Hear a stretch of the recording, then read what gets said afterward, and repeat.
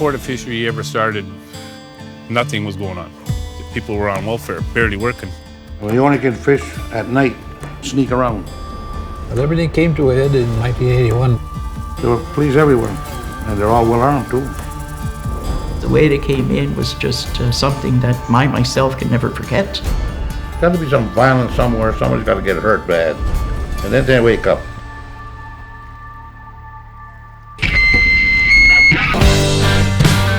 We're going to develop our own. We're going to take over a fishery, but we're going to do it in a responsible way.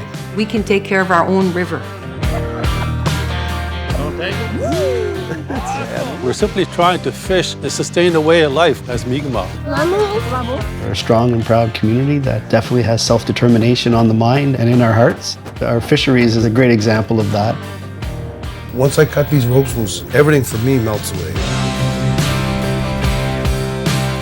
I love the water. There's nothing like it.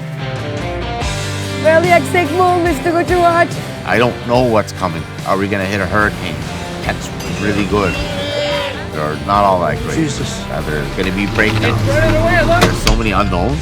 It's exciting. We can be the masters of our own destinies. It's going to be a good week.